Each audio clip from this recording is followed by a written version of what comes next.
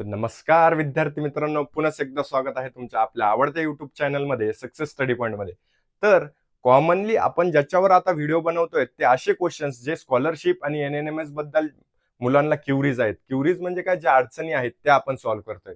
तर भरपूर लोकांचं म्हणणं झालंय की आम्हाला याच्यातही खूप चांगला स्कोर येतोय, एनएनएमएस मध्ये पण खूप चांगला स्कोर येतोय आणि स्कॉलरशिप मध्ये चांगला स्कोर येऊ शकतोय. तर प्रश्न असा की दोघेही स्कॉलरशिप आम्हाला भेटू शकतात का? तर याच्यावरच आपण शेवटपर्यंत चर्चा करणार आहोत. जर तुम्हाला याच्यात इंटरेस्ट असेल तर लास्ट पर्यंत नक्की व्हिडिओ बघायचा आहे आणि जाणून घ्यायचं आहे की आपल्याला स्कॉलरशिप भेटू शकते की नाही. आता बघा, याचे जर आपण एनएनएमएस बघायला गेलो तर 8वी एनएमएमएस म्हणजेच national merit cum scholarship exam. आता national merit cum scholarship exam ही स्कॉलरशिप एक्झाम कंडक्ट कोण करतं? तर ही स्कॉलरशिप एक्झाम कंडक्ट करतं कोण? Central government. काय? सेंट्रल गव्हर्नमेंट म्हणजे काय? ही स्कॉलरशिप भेटते आपल्याला, ती कशा केंद्र सरकारतर्फे भेटते, सेंट्रल गव्हर्नमेंट तर्फे भेटते.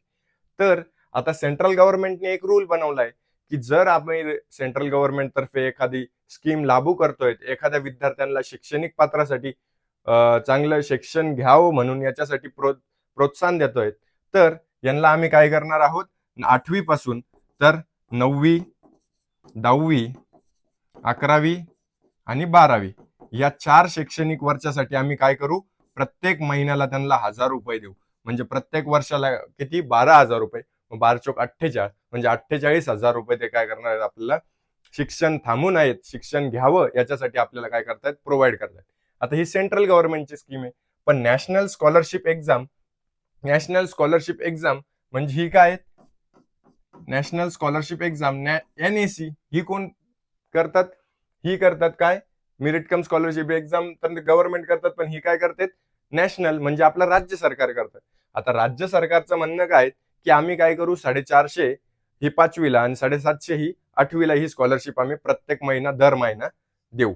आता मला सांगा, जर ही स्कॉलरशिप एक्झाम आहे तर 8वीची स्कॉलरशिप एक्झाम आहे, प्रायमरी लेवलला ही 5th स्टँडर्डला आहेत आणि सेकंडरी लेवलला ही 8th स्टँडर्डला आहेत. तर आता ह्या दोघीही स्कॉलरशिप जर आपल्याला घ्यायच्यात, जर याच्यातही आता ही नॅशनल गव्हर्नमेंट करते म्हणजे काय? राज्य सरकार. कोणती? राज्य सरकार. आता राज्य सरकारचे आपण कितीकही स्कॉलरशिप घेऊ शकतो, हे मान्य आहे. राज्य सरकारचे आपण खूप साऱ्या स्कॉलरशिप एक सोबतही घेऊ शकतो. पण सेंट्रल गव्हर्नमेंटचं म्हणणं काय की जर आमची स्कॉलरशिप घेतायत, आम्ही कोणाला स्कॉलरशिप देतोय, तर तुम्ही इतर कोणत्याही स्कॉलरशिप घेऊ शकत नाही. तर फक्त ओन इन ओन सेंट्रल गव्हर्नमेंटची आपल्याला स्कॉलरशिप मिळते, तर राज्य सरकारची आपल्याला मिळू शकत नाही. म्हणजे काय? याचाच अर्थ असा होतो की जर एक तर तुम्ही स्कॉलरशिप 8वीची घेताय, राज्य सरकारची घेतायत, प्रायमरी सेकंडरी लेवलची घेतायत, तर तुम्हाला ही स्कॉलरशिप मिळणार नाही. जर तुम्ही एनएनएमएस ही स्कॉलरशिप घेतायत तर ही मिळणार नाही.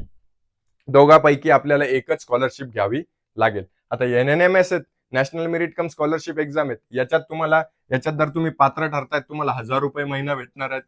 आणि याच्यात जर तुम्ही पात्र होतायत तर इथे तुम्हाला 750 रुपये महिना भेटणार आहेत. पण आता हा कितीपर्यंत भेटेल आणि हा कितवीपर्यंत भेटेल? हा तुम्हाला जास्तीत जास्त हा स्कॉलरशिप आहे 10वी पर्यंत तुम्हाला मेरिट कम स्कॉलरशिप एक्झाम आहेत. कितवीपर्यंत? ही तुम्हाला भेटणार आहेत 12वी पर्यंत. तर तुम्हाला इथे जास्त प्रॉफिटेबल होत आहेत आणि चांगली एक्झाम्स आहेत. सेंट्रल गव्हर्नमेंटची स्कीम आहे ही, जास्तीत जास्त प्रॉफिटेबल पण तुम्हाला ठरणार आहे. तर आजचा तुम्हाला मुद्दा हाच होता की दोघंही एक सोबत तुम्ही स्कॉलरशिप घेऊ शकत नाही.